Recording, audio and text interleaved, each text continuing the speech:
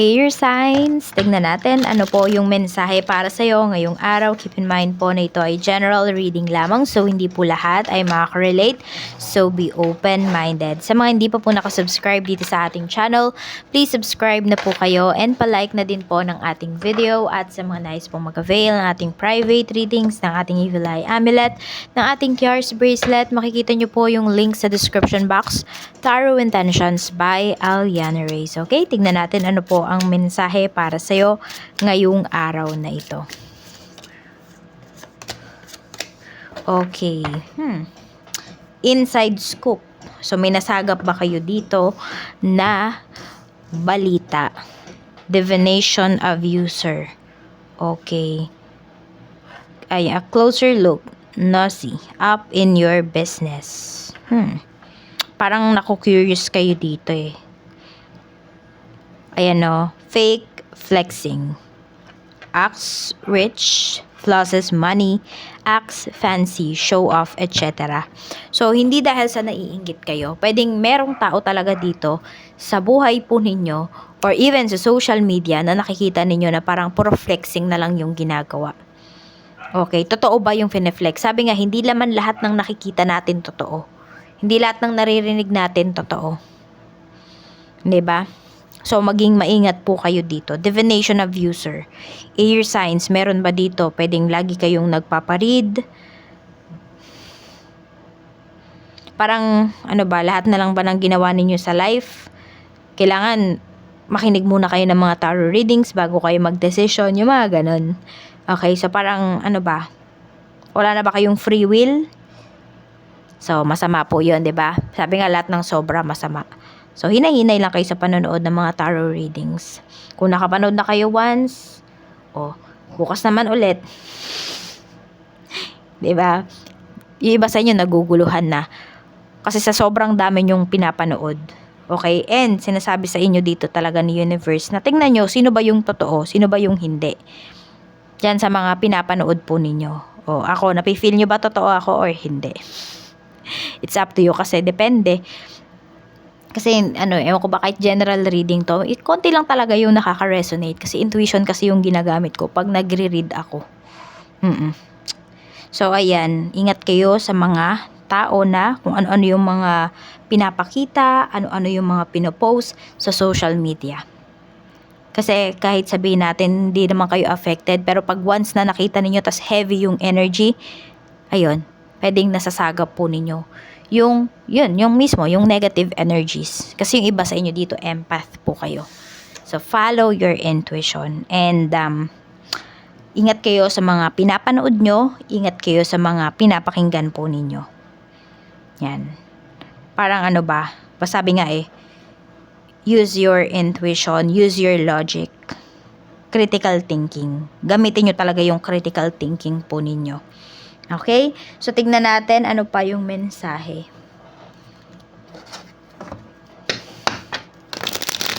Meron dito, nagpapanggap kasi. It's either kayo to, pwede rin naman na ibang tao, nagpapanggap na mayroon, pero yung pala walang-wala na. May nagpapanggap naman dito na sobrang saya, yun pala, sobrang lungkot. Yun pala, empty yung kanyang puso.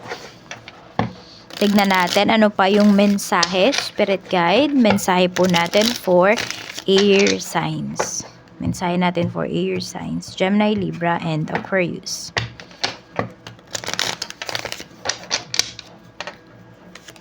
We have 9 of Pentacles. So, meron din po ba dito ay pwede po na kayo ay magre-retire na. So, pwedeng meron na kayong mga inaayos dito regarding your benefits or some of you nga pwedeng retired na kayo at pwedeng ma-receive po ninyo yung inyong lump sum or yung inyong pension.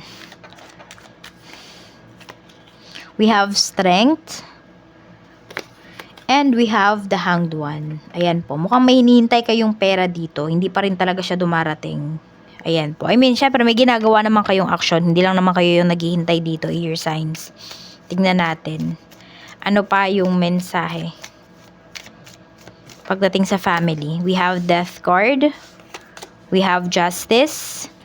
And we have 2 of wands. Okay, so meron dito, pwede po na Parang ano ba, meron ba kayo dito, meron ba dito magma-migrate sa ibang bansa or pupunta kayo ng ibang lugar, doon na kayo magsisimula ng bagong buhay, kayo ng family mo.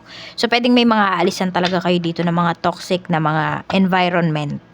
Ayan po, meron dito sa family members mo, may magbabago ng trabaho, may lilipat ng bahay, family relatives, kasi nga po, natotoxican na. So, meron kang mga pamilya dito or family members, air signs na malalakas talaga yung loob nila. Kaya nilang magsimula. Parang kaya nilang magsimula. Hindi naman kasi from scratch. Meron naman na silang natutunan. Pwede rin naman yung mga family members mo na to, may ipon naman sila.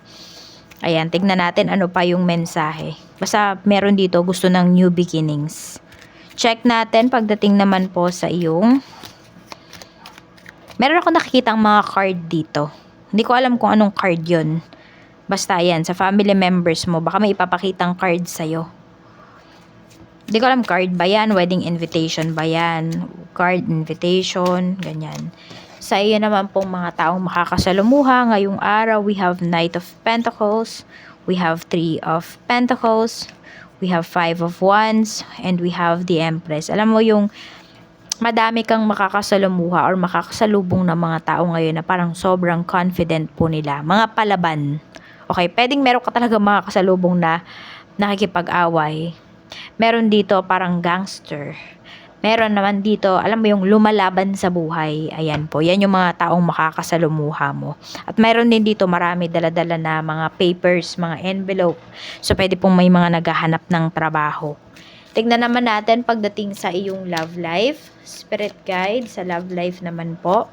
We have Wheel of Fortune. We have the Tower. We have the High Priestess. Okay. So, may blockages dito pagdating sa iyong relationship. So, sabihin natin, nagmamanifest po yung iba sa inyo. Ayan, siguro nga yung iba sa inyo, ayan o. Nagpaparead kayo regarding your love life. Pero kasi may mga blockages po na pinapakita dito. Kaya kahit nagmamanifest yung iba sa inyo, hindi siya nangyayari.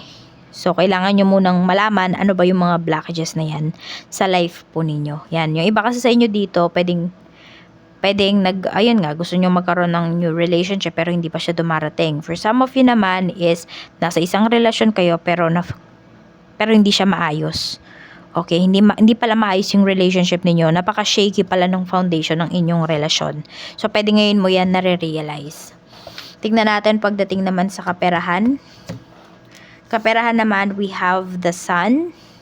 We have 8 of Swords and mayroon tayo ditong 7 of Swords. Okay, pagdating naman dito sa kaperahan mo, actually maganda naman yung kaperahan mo.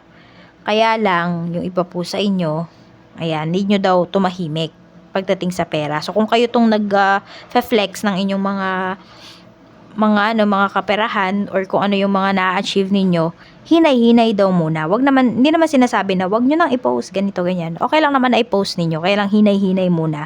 Kapag talagang secure na, nasa inyo na, tsaka nyo po i-post. Yan. Yung di pong pag pinaplano nyo pa lang, pagdating dito sa kaperahan nyo, wag nyo munang ipopost yan. Kunwari, parang nagbabalak kang mag-business, so post ka about na nagbabalak kang mag-business, etc. etc. Huwag nyo pong papaalam yung mga kilos ninyo kasi mabablock siya. Okay, may mga tao dito na naiinggit po sa inyo, ear signs, at nagbabantay kung ano ba yung mga pinopost mo. Tingnan natin. Kunwari, ito, meron nagpapatayo ng bahay sa inyo dyan. Huwag muna kayong magpo-post na yung pinapatayo nyo pa lang yung bahay. Post nyo na lang kapag tapos na. Ganun po yung gawin nyo. Para ba hindi siya mabate? Tignan natin. Meron dito akong nakikita sa inyo, air signs, opportunity about online. So, try ninyo yan. Ano ba yung mga opportunities na to na makikita po ninyo through online. Sa negosyo naman, we have King of Swords, we have 10 of Pentacles, and we have Ace of Wands. Okay. So, meron kayong kliyente. Basta, sobrang smooth lang po na magiging transaction mo with this person. Sobrang direct niya. Sobrang dami din niyang o-orderin sa'yo. Sobrang dami niyang bibilhin. So, pwedeng ito ay one time, big time. Ayan po. One time, big time na client nyo to. Tignan natin pagdating naman sa iyong trabaho. We have Page of Cups. We have Queen of Swords. And mayroon tayo ditong the Star. Okay. So, nasa trabaho nyo po kayo ngayon. Some of you, yan yung dream job ninyo. For some of you naman po is nag-overthink na kayo, gusto nyo na maghanap ng bagong trabaho. So wala namang masama, lalo na kung hindi na kayo happy, hindi na kayo fulfilled dito sa inyong current job. Kasi nakikita ko dito parang kinukulong na lang kasi kayo. Alam mo yung skills mo. Alam mo marami ka pang mapapakita, air signs, pero hindi mo yan magawa dyan sa trabaho mo kasi parang ito lang yung dapat yung gawin, ito lang kayo. Okay, so parang di nila kayo ba, ano ba yun, ini-encourage na yung ilabas nyo ba talaga yung skills ninyo. Ito lang yung kailangan namin, so ito lang yung ipakita ninyo. Ganon yung nangyayari. So which is parang hindi mo na kaya. So yung iba po sa inyo, ayan, yung kung ano talaga yung gusto nyong ipo-pursue nyo na po yan. Tignan natin ano pa yung mensahe para sa'yo. Mensahe pa po natin, Spirit Guide. We have meditate and contemplate. Ayan, pag-isipan nyo talaga. At ayan, pag-isipan, pagmuni-munihan nyo po yung mga bagay na ginagawa ninyo, yung mga pinapanood ninyo, yung mga nakikita po ninyo. Does it matter? Does not matter. Archangel Michael, you're on the right path. Sabi sa'yo ni Archangel Michael. Ito yung prayer mo. Archangel Michael, I call upon you now. Thank you for giving me loud and clear guidance that I easily understand. Thank you for motivating me and filling me with the courage and confidence to make helpful life changes. Ayan daw. So, 'di ba?